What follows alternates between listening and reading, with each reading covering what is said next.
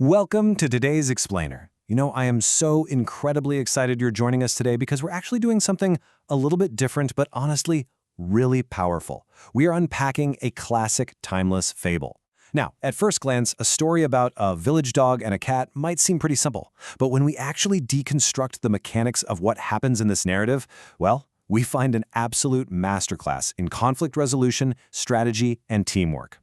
Unpacking these kinds of fables is a super valuable exercise because these ancient stories essentially hold the blueprints for modern strategic thinking.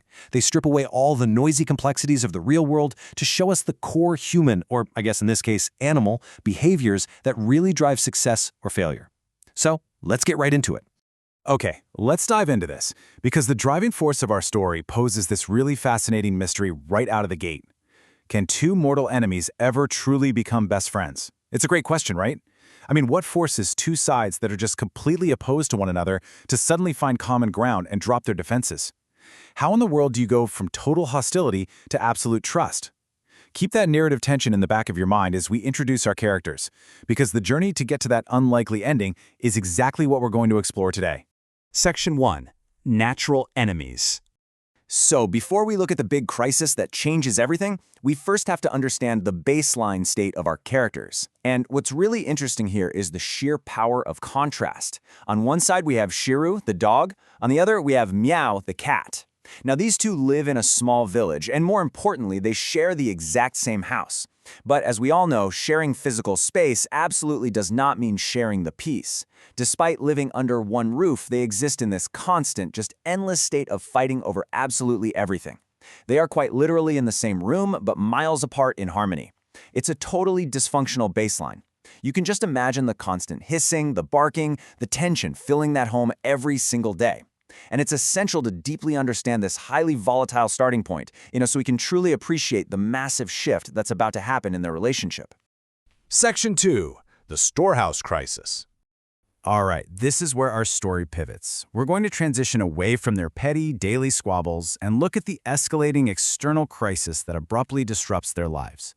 Let's walk through the pacing of this crisis. On day 1, the household owners make a terrible discovery. The mice haven't just entered the grain storehouse, they have rapidly multiplied and completely overrun it. We're talking a full-blown infestation.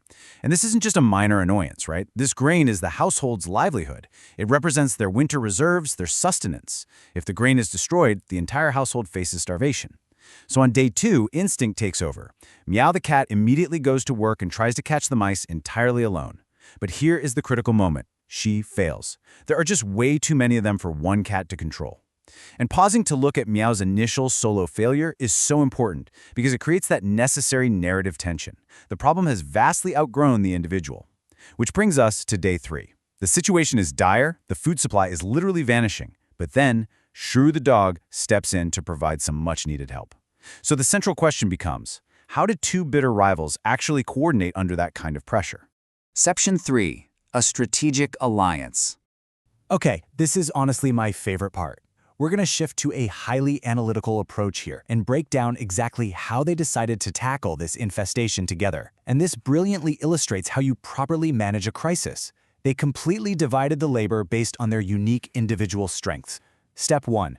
Meow, utilizing her natural agility, her small size, and those hunting instincts, goes inside the storehouse to actively hunt the mice. She is perfectly suited for the close-quarters combat required among the grain sacks, but she can only focus on hunting if she knows her back is covered.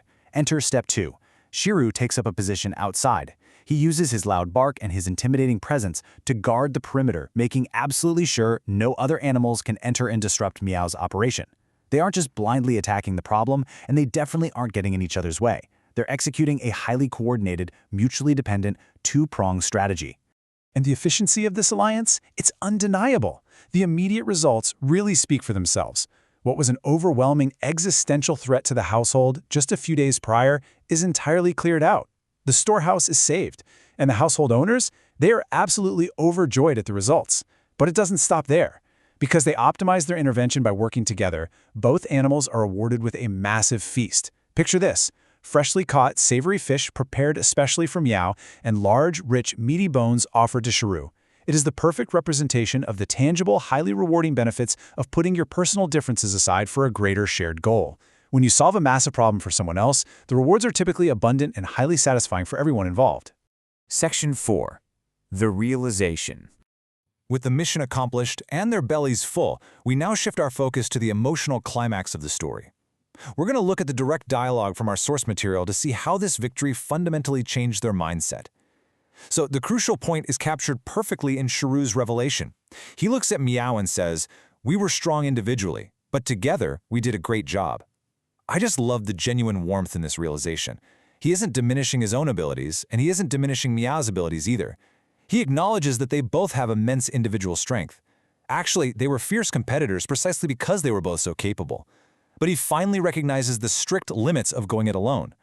By combining their forces, they didn't just add their strengths together, they multiplied them to accomplish a truly great job that neither could have done by themselves. Now let's move to and see how this builds upon Sharu's thought.